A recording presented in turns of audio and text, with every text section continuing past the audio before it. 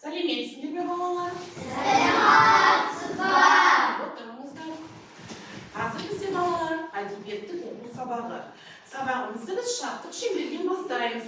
Ол үшін бәріміз шеңберге тұрамыз.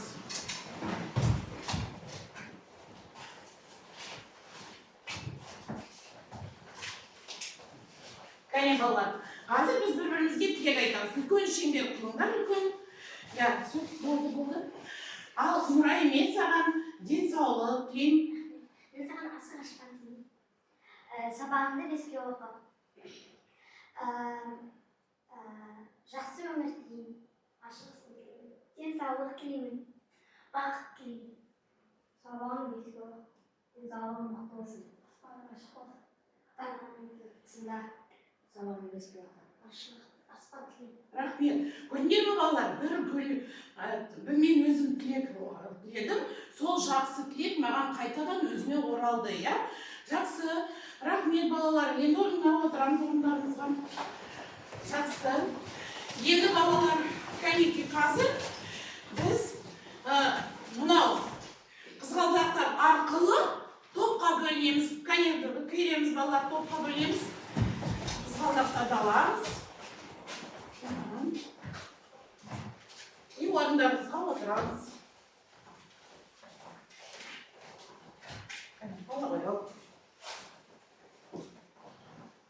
Отыра қойыңдар балалар. Жақсы. Сондықтан енді бізде мына бірінші топ қызыл қызғалдақтар тобы, сары қызғалдақтар тобы, иә? Кәне сабағымызға қарай жалғастырайық балалар. Қазір біз сабақтың алдында нейро жаттығу жасаймыз. Қарайын, тақтаға қараймыз. Кәне, бәрі істейміз. Ана жеңесіне отырамын дейін. Көрмесе бері қарай қарамды. Бұл жаққа қарап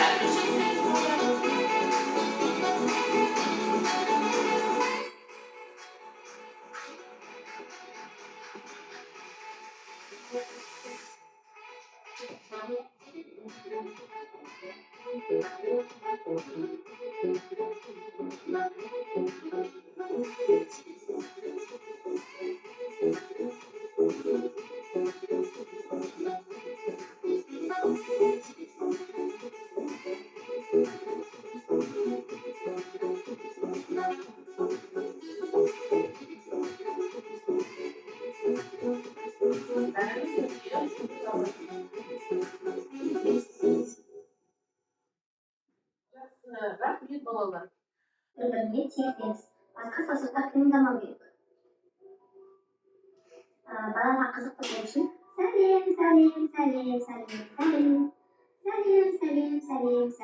сәлем деп сөйлеу. Кең шық. Жақсы балалар. Біз нейро жаттығу жасадық, иә? Енді келесі бізде үй тапсырмасын тексеру. Автор орындығы арқылы біз үй тапсырмасын тексереміз балалар. Өте жақсы, бәрі дайындалды. Үйде біз тілек жазып келдік, иә? Кәне, ашардан бастайық. Достарыма тілек. Құрметті достарым, біз бастауыш буыннан маңызды орта буынға көшеміз. Мен сендерге жақсы демалыс, көңілді көңіл-күй, сабақтарыңнан жақсы табыс тілеймін. Алда жазғы лагері өтеді, сонда кездесеміз. Міне көзді ашылғанша да бастауыш сыныпты бітіріп те қойдық. Рахмет. Сонымен ажал тілекті өзінің сыныптастарына тілепті. Кәнеки Расул.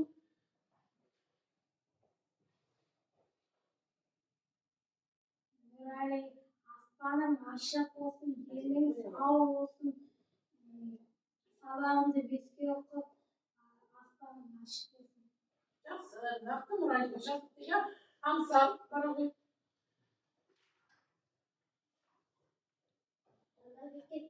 Öneri sağlam, aşık aspana, sağlık, bayrak, бақытты бол. Рахмет, иә? Рахмет айтамыз. Кәне, Дінмұхамед барсын. Тезірек. Дінмұхамед кімге тілек айтты жазып деген.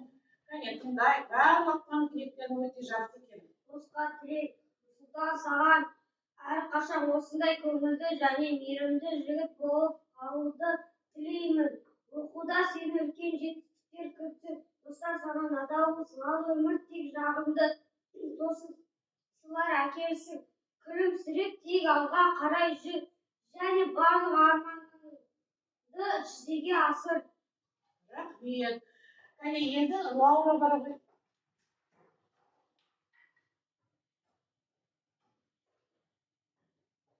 Құрметті достар, бұлақтың өндіргісі достық болса, достығымыз жандарыңды шаршатпайды, нәр болсын.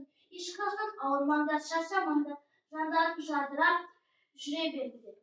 Жақсы, өте жақсы. Рахмет. Нұрали барам дейді, бара ғой Нұрали. Кәне, Нұралидің тілегін тыңдайық енді.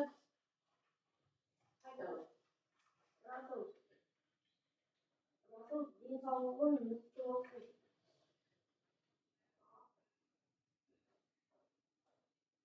Денсаулығың мықты болсын. Ашық. аспан.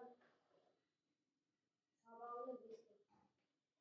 Ашық аспан дейді. Кәне, қазір онда кім олшылық Жандарбек бара ғой? Сосын Мұхтар бара. Тезірек балалар отырамыз. Оқимыз. Ансарға тілек, мен ансарға денсаулық, зорбайлық, сабағыңды беске оқы, сені бүкіл жақсы болсын.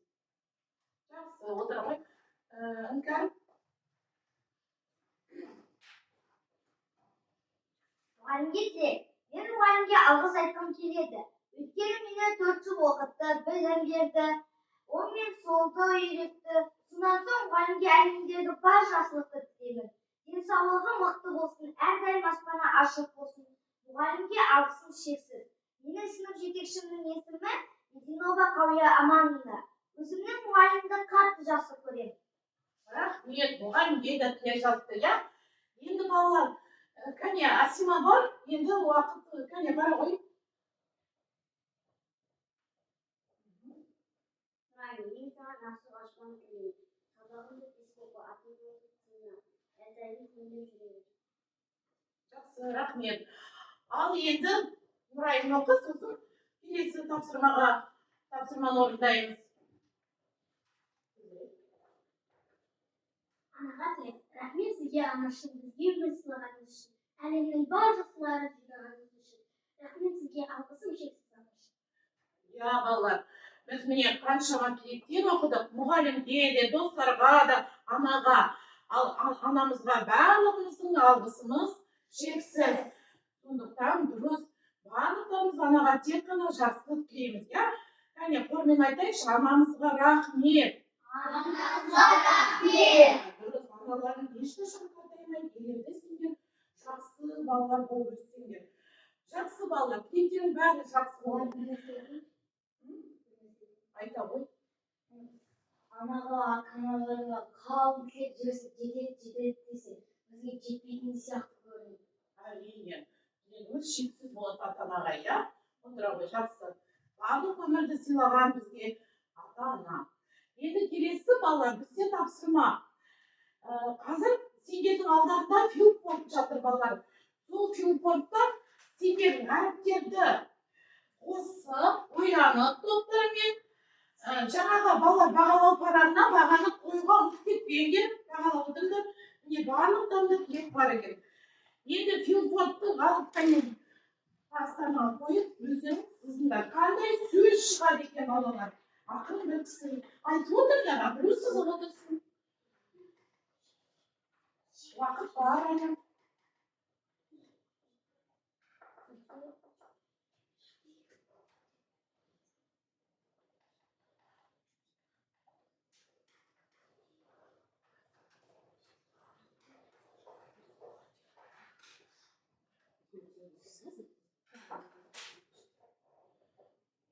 Балалар сендер уже жұмыс істепсіңдер, иә? Орындар атқарыпсыңдар. Кәне, бірінші топтан бастайық. Кім шығады топтарға? Келе қойыңдар. Кезек кім барады? Балалар, кім? Так, сендер балалар тыңдап, баға қоясыңдар. Біздің телефонда Женя, Күлте, Витя, Гүл, Жеті деген сөздер шықты. Так, енді сендер оны тексересіңдер. Дұрыс па, балалар, кәне? Ал енді сендер тексеріп отырады. Кім тексеріп отырады? Тексеріңдер, сосын сендер айтыңдар шығады. Кәне, дұрыс па, кәне, қандай сөздер шықты? Женя, Күлте, Витя, Гүл, Жеті. Жақсы, балалар. Кәне, дұрыс па айта ғой? Енді сендер екі бір-біріне баға қойыңдар. Біздің телефонда Женя, Күлте, Витя, Гүл және Жеті деген сөздер бар. Енді дұрыс бағалаймыз. Өте жақсы топтар бәрі жұмыс істедіңдер, бәрі дұрыс қоя қойыңдар. Бағалау баға қойдық. Енді келесі балалар тексерейік. Дұрыс па? Кәне, мынау неден тексерейік мен? Ал енді жауаптарын оқиық. Қандай сөз шықты, кәне? Женя, Күлте, Витя, Гүл, Жеті. Жақсы балалар. Міне, сендер барлық дұрыс жаңағы осы тапсырманы орындадыңдар, иә? Өте жақсы. Ал сонда қазір балалар біз келесі тыңдаңдар. Бүгінгі сабақта жеті түсті желбіркүл деген ертегінің жаңағы жалғасымен танысамыз. Бұл сабақта қандай мақсат бізде? Тыңдаған мәтін бойынша пікірлеріңді білдіресіңдер, оқиғаны бөліктеріне ат қоямыз және жоспар қоямыз, иә балалар? Жақсы. Ал енді біз қазір балалар жаңа айттық қой, міне, Женя, Витя, Күлте. Қалай ойлайсыңдар? Осы сөздер келесі әңгімеде бола ма, болжаңдар, кәне? Иә, болады. Кездеседі екен, иә? Женя деп. Так, отыра ғой, жақсы. Қазірге енді орындамыз, балалар. Мына балалар экранға назар аударамыз.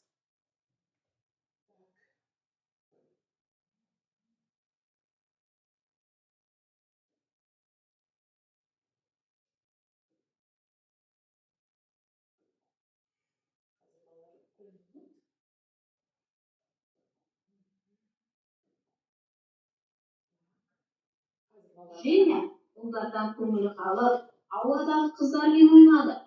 Қараса, алуан түрлі ойыншықтармен ойнап жүр екен. Қызғылт күлтешені жұлып алып, жер бетіндегі барлық ойыншық менікі болсын деді. Сол сәтте жан-жағына ойыншық қаптап, көшенің бойы қуыршақтарға толды. Женя басында қуанып, соңында сасқалақтап, барлық ойыншық дүкенге қайтсын деп жалынды. Осы кезде ойыншықтар зым-зия жоғалды. Ол баққа серуенге шығып еді, орындықта сүт сүйкімді бала отыр екен. Екеуі танысып, кеттік, қуаласпай ойнайық дейді. Мен жүре алмаймын, аяғым жарамайды. Мен өмір бойы жүруге жарамаймын деді бала. Женяның балаға жаны ашып, қалтасындағы соңғы көк күлтешені суырып алып, дірілдеген дауыспен Витяның аяғы жазылсын, дені сау болсын деді. Сол сәтте бала орнынан атып тұрып, Женямен жүгіріп ойнап кетеді. Жақсы, балалар, не көрдік, иә?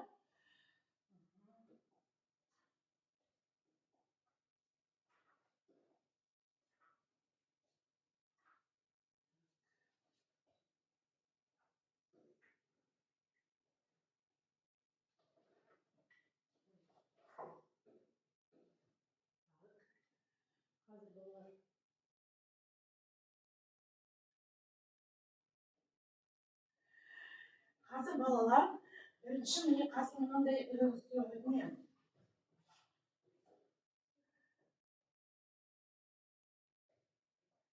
Теперь я ждал читать.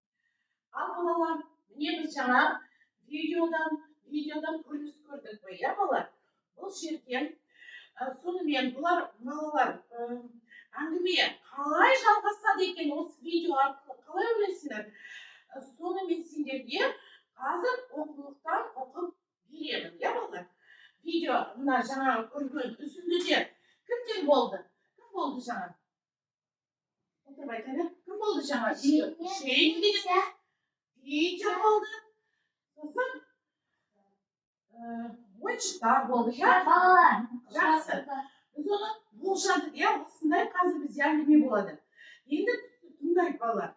Жеті түсті желбір гүл. Женя ұлдардан көңілі қалып, ауланың басқа жағында қыздармен ойнауға кетті. Қараса, қыздар алуан түрлі ойыншықтармен ойнап жүр екен. Балалар, осы жерде Женя ары қарай қандай тілек айтуы мүмкін? Ол ойыншықтарға қарап қызықты ғой. Дұрыс, иә балалар? Сондай ойыншықтар бәрі менікі болсын деген. Дұрыс, ал енді оқиық. Ол сендердің болжауларың. Қызыққаны сонша, қызыл күлтешесін алып, күлтесі солтүстік пен оңтүстікке, батыс пен шығысқа айналып кеп алды ма, айтқанымды орында. Осы жерге түс. Жер бетіндегі барлық ойыншық менікі болсын деді. Іңкәр оқи ғой. Сол сәтте жан-жағына ойыншық қаптап кетті. Бүкіл аула екі көшенің бойы бәрі құршақтарға толды. Бұған басында қуанып, содан кейін қаптаған ойыншықтан сасқалақтаған Женя не істерін білмей күлгін күлтешесін ала салып лақтырып жіберді де гүл күлтесі солтүстік пен оңтүстікке, батыс пен шығысқа айналып кеп алдыма айтқанымды орында. Осы жерге түс. Барлық ойыншық түгенге қайтсын деп жалынды. Рахмет. Енді мына топтан кәне ашар оқи ғой. Сол сәтте ойыншықтар зым-зия жоғалды. Женя қолындағы гүліне қараса, жалғыз күлтесі қалыпты. Алты күлтешесін мәнсіз жұмсап қойыпты. Ол баққа серуенге шығып еді, қақпаның алдындағы орындықта сүт-сипырды бала отыр екен. Бұзық бала емес сияқты деп ойлаған Женя онымен таныспақшы болды. Рахмет. Дінмұхамед оқи ғой. Атың кім? Витя. Өзіңдікі ше? Менің атым Женя. Кетті қуаласпай ойнайық. Мен жүгіре алмаймын, аяғым жарамайды. Рахмет. Енді аңсар оқы. Қандай өкінішті, сенімен ойнағым кеп еді, деді Женя. Менің де сенімен ойнағым келді. Бірақ ол мүмкін емес. Мен енді өмір бойы жүгіре алмаймын, деді бала. Рахмет. Балалар бәрін жақсы оқыдыңдар, иә? Енді ары қарай болжайшы, қалай ойлайсыңдар? Бұл әңгіме қалай аяқталады? Женя Витя деген баланы көрді, иә? Оның аяғы жүруге жарамайды екен. Қалай ойлайсыңдар, Жамыра? Қалай ары қарай әңгіме жаңағы аяқталады екен? Женя өзінің жалғыз қалған күлтесін алып, Витяның аяғы жазылып, жері сау болсын деп тілейді деп ойлайды. Иә, неге біз солай ойлаймыз? Өйткені бізді, егер де бізде сондай күлтеше болса, бізде солай ойлаймыз балалар. Көмектесуші едік, иә? Бізде солай көмектесуші едік. Жақсы, енді оқиғаны ары қарай оқып қарайық балалар. Кәне, Жадыра оқы. Ол не дегені деп Женя қалтасынан стоймы күлтесін суырып алып, бір сәт көзіне басып тұрды да күлтешені саусағынан қысып тұрып, дірілдеген нәзік даусымен күлтесі солтүстік пен оңтүстік, батыс пен шығыс айналып кеп алдыма айтқанымды орында. Осы жерге түс. Витяның аяғы жазылып, дені сау болсын деді. Жеткілікті, кәне, Нұрайым оқи ғой. Сол сәтте Витя орнынан атып тұрып, Женямен жүгіріп ойнап кетті. Жүгіргені сонша, Женя қанша тырысса да оны қуып жете алмай қалды. Жақсы балалар. Міне біз әңгімені оқыдық, иә? Сонда қалай ойлайсыңдар балалар?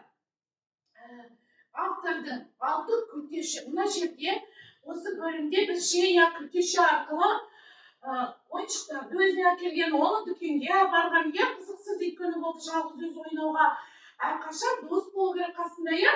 Бұл ойыншық емес. және мен видеоға көмектесті, иә балалар? Сонда қалай балалар, сендер қазір иә оқыдыңдар, иә сол бағаларыңды қоюға бағалар қараққа ұмытпаңдар. Енді осы жерде алты күлтешесін мәстір жұмсап қойыпты деген сөзімен автордың келісесіңдер ме? Да. Қалай ойлайсың?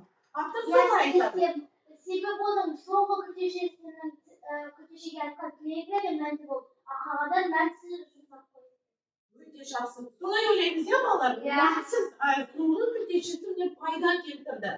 Адамның денсаулығына, иә? И тағы да енді сендерге балалар сұрақ мынандай, Женя, Витяның өмірін сонда қалай өзгертті?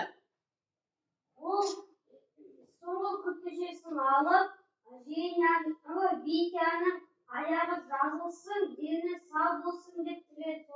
Содан кейін оның аяғы жазылып, Тілегі Женяның орындалды. Тамаша, отыра ғой, рахмет, жарайсың, молодец. Жақсы. Ал енді балалар, келесі бізде міне осындай тапсырма балалар. Қараңдар. Біз қазір мәтіннің үзіндісін сахналап көрсетеміз. Кәне, бірінші топ өздеріңе ұнаған үзіндіні сахналап көрсетесіңдер, иә, келісіңдер. Ал сендер балалар екінші мен өздерің келісіп, қай үзіндіні тезірек сахналап көрсетесіңдер. Қазір бөлге бөліңдер. Жоқ. Siz geçti.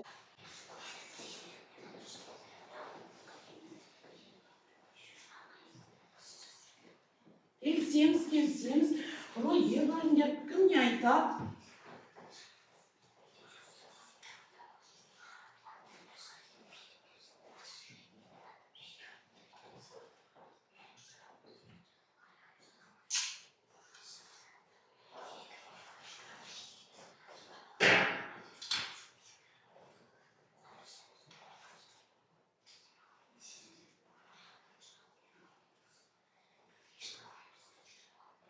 Ал кім дайын? Қай группа дайын? Жақсы балалар. Кәне, міне бірінші топтан бастайық, кәне тез орындаймыз. Өздерің уже келісіп алдыңдар ғой, иә? Кәне, шығамыз.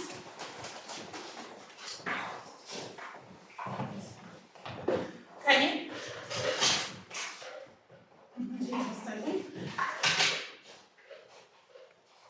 Мінжелеп тұр, автор тұр ғой, мінжелеп. Ал бастап. Женя ұлдардан көңілі қалып, ауаның басқа жағындағы қыздармен ойнауға кетті. Қараса қыздар алуан түрлі ойыншықтармен ойнап жүр екен.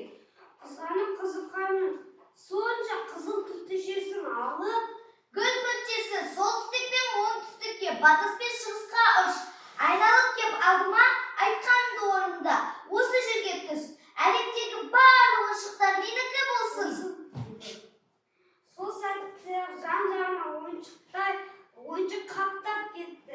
Бүкіл аула көшенің бойы бәрі қуыршақтарға толды.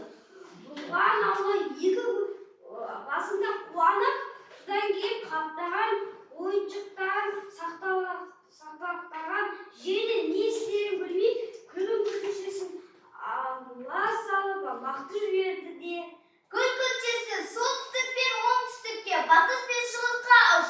Айналып кеп алдыма, айтқаныңды орында. Осы жерге түс.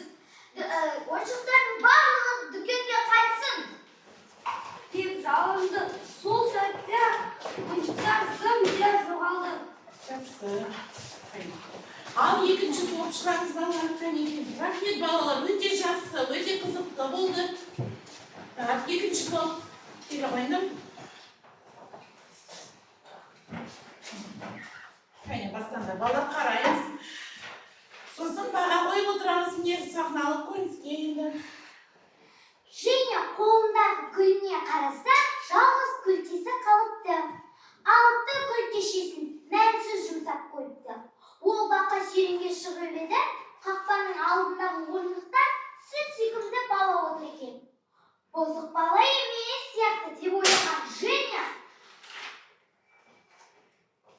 онымен таныспақшы болды.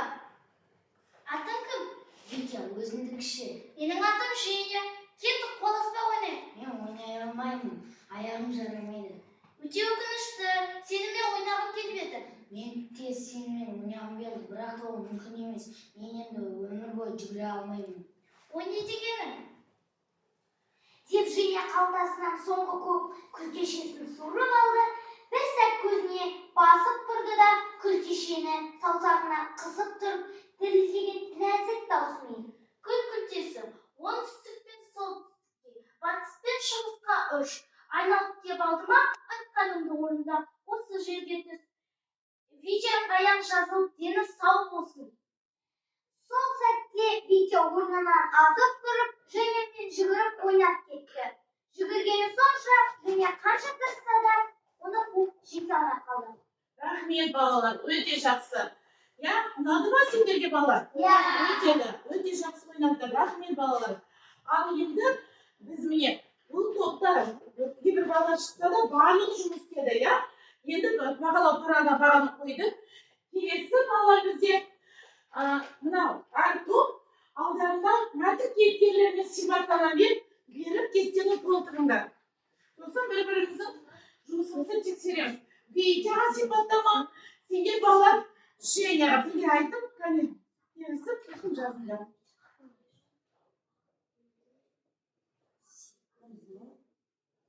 Сендер көмектесіңдер, бәріміз жұмыс істейміз. Бір бала жазады, бір бала жазып отырады. Жоқ, бір бала жазсын, сендер айтып отырыңдар. Айтыңдар сөздерді. Сабырлы.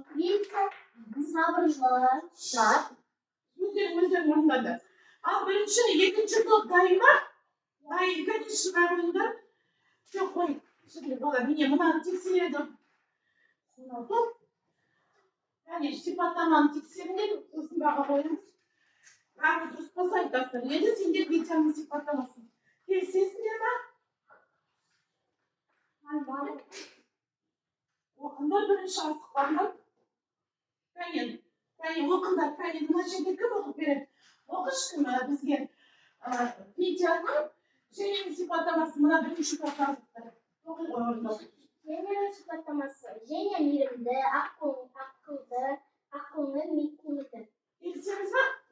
Өте жақсы, міне өте жақсы баға қоямыз. Енді сендер балалар оқи ғой. Витяның сипаттама. Витяға сипаттама: сабырлы, ақкөңіл, ақылды, сабырлы. Жақсы. Екі топта кейіпкерлерге дұрыс дұрыс сипаттапсыздар. Өте жақсы. Бағаларымызды қойдық. Келесі балалар бізде серікті саттар.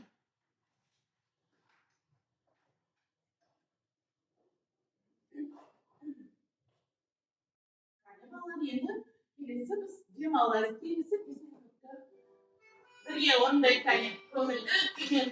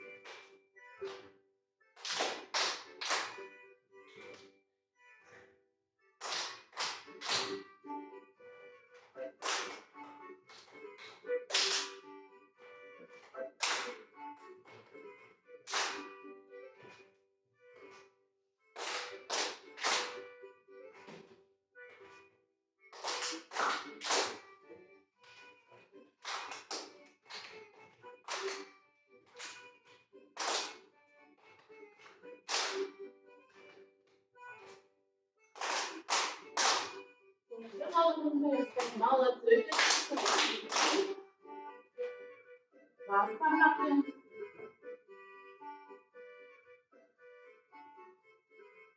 Где жасайсыз?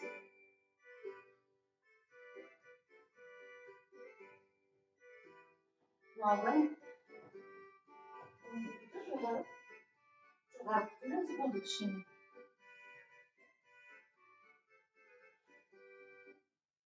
Женя, Жақсы балалар. Ал енді келесі бізден тапсырма.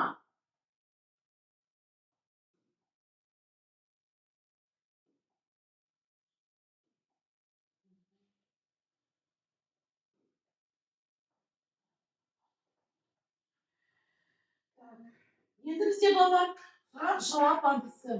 Түрлі түсінікті бір ақылы сұрақтарға жауап береміз. Кәне уже кәне сұрағы шыға ғой. Біз сұрақ аламыз, жауап береміз.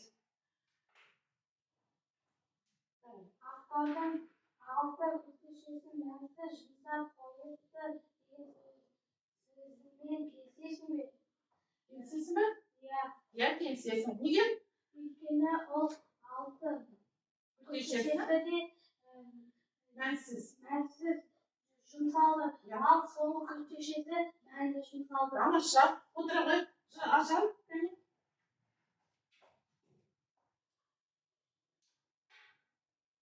Бұл әңгіме мен ертегі. Жаңағы оқыған мәтін ол әңгіме ме немесе мәтін бе? Ертегі ме?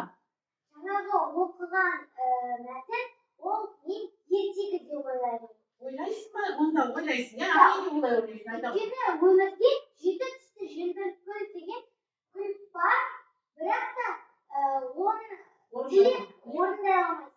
Жақсы, молодец. Ондай психология тек қана ертегіде болады, иә? Енді жанды кім бар ама тез Мұхаммед қазір келген ол жерден.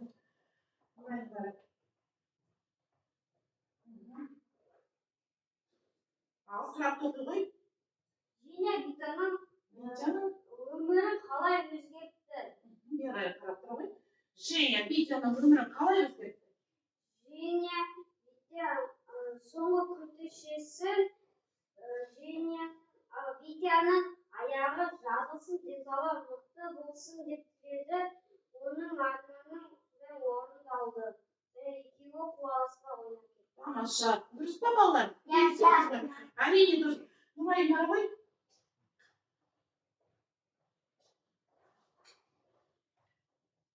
Оқи, сұрақты бері қарай оқыңдар балалар. Оқиға қалай басталды? Анасы Женяға дүкенге барып тоқаштар әкелсін деді. Женя тоқаштарды алып үйге баратқан кезінде артынан ақырын келіп ит тоқаштарын жеп кетті. Женя бір кезінде сумкасы ауыр болмайды. Жеңілдеді. Сосын Женя сумкасын қараса тоқаштарды ит жеп. Тамаша. Жарайсың. Келе ғой. Молодец. Өте жақсы. Жарайсың. Кәне мына топтан енді бізде Жандарбек бар, Нұрсұлтан бар. Қазір барамыз барамыз. Кәне. Женяның қай тілегі үшін күртесін жұмсамас еді? Солтүстік полюске барды. Дұрыс. Неге? Өйткені қай жақты білмейсің, сол жаққа барма ғой. Бірінші біліп алып бару керек. Тамаша. Дұрыс. Иә балалар, келісесің? Өте дұрыс айтасыңдар. Женя солтүстік туралы ештеңе білмеді. Но бірақ та сол жаққа барды. Сосын тез қайта кетті, иә? Отыра ғой, молодец, рахмет. Әрине, кім білмейді, сол бармайды, иә? Кәне, кім бара ғой? Асима. Балалар, Асима.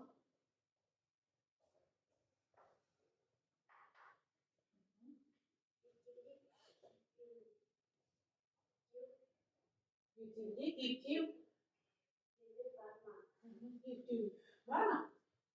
Бұл жерде сері. Ертегі кейіпкерлерді атады. Мына біріншісі. Ертегі кейіпкері Женя. Әжет, ит, Женя, тағы. Кәне кім көмектеседі? Нұрсұлтан тағы кім болды? Витя, молодцы, отыра ғой. Асима да айтты. Нұрсұлтан бара ғой, енді соңғы тілек қал.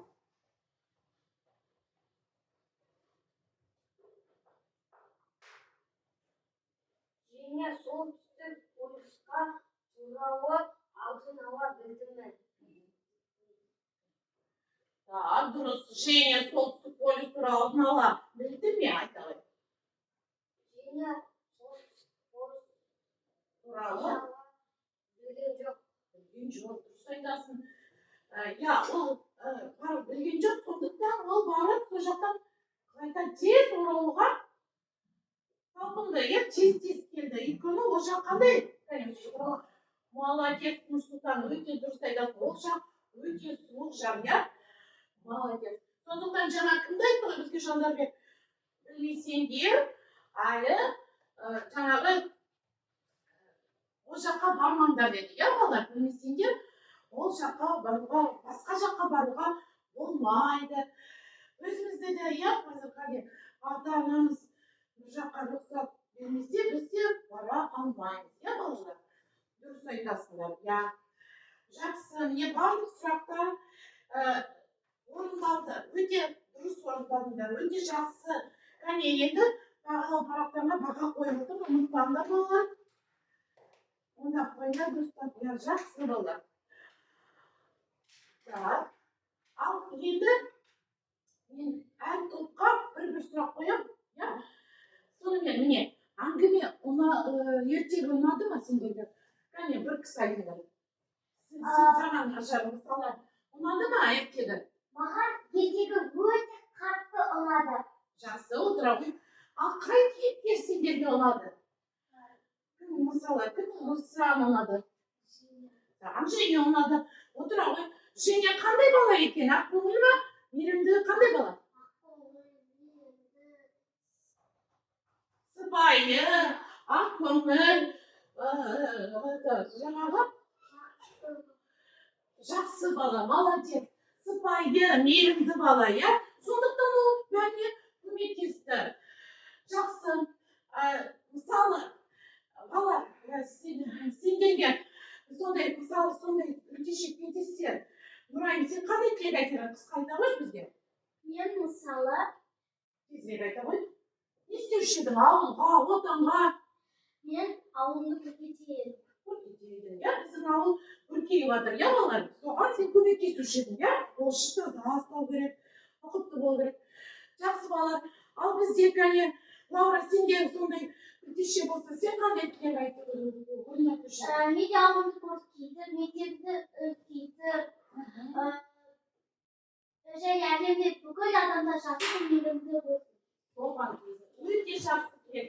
Әрине, әлемдегі балалар, тыңдаңдар, әлемдегі барлық адамдар мейірімді болса, онда жер бетінде достық болады, бейбітшілік болады, жақсылық болады. Сондықтан біз жақсы адамдардан ғана тілек алуға тиіспіз.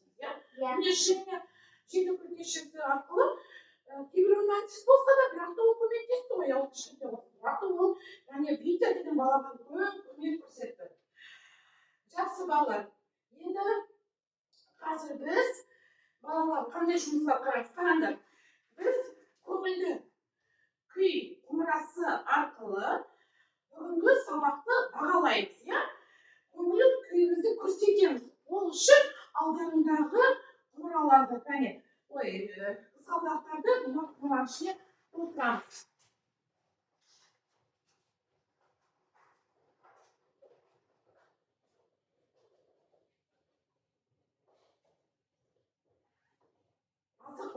Асықпаймыз балалар. Бір-бірден. Асықпаңдар балалар. Бірінші балалардан кейін екіншілер ақырын. Қызыл. Ой, молодец. Жан-жаққа былай нетмей айту керек.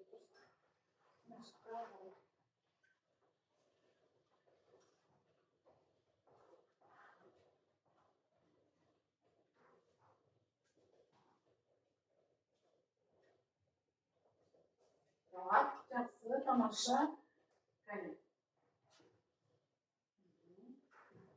Біздің құмырамыз. Рахмет, балалар. Отыра қойыңдар. Жақсы. Ал енді, тыңдаңдар балалар. Мен сендерге қазір үй жұмысын тапсырмасын айтайын. Бүгін үйді осы әңгімені аяқтайсыңдар. 59-61 бет. Және мәтінді оқып, әр бөлікке жоспар бересіңдер. Түсіндір ме балалар, иә? Жақсы. Енді балалар, осы біз әңгімені оқыдық, иә балалар? Сондықтан сипаттадық, сонардан жаңағы өздерін көптеген бүгін сабақты тілек айттыңдар бір-біріне, иә?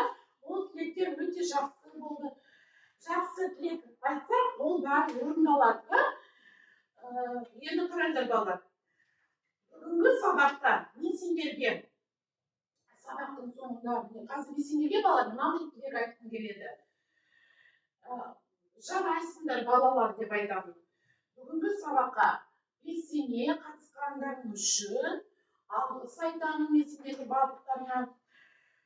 Өскенде сендер балалар өз елдеріңді, оның жаңағы өзгелерді көркейтіп, ұлтымызды әдеп ғұрпын сақтап, қастерлейтін азаматтар болыңдар деп мен сендерге балалар тілеймін. Я, жақсы. Енді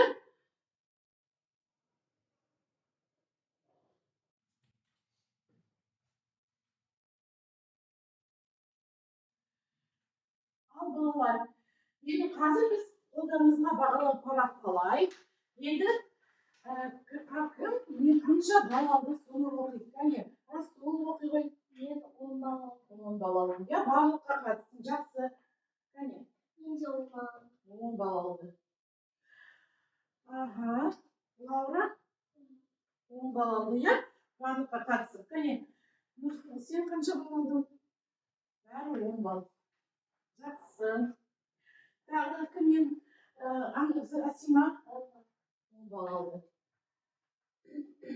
Келесі кім сен? Кәне, Нұрсұлтан, сен неше бал алдың? Кәне. Так. Сен бізде алдың? Неше балдың Нұрсұлтан?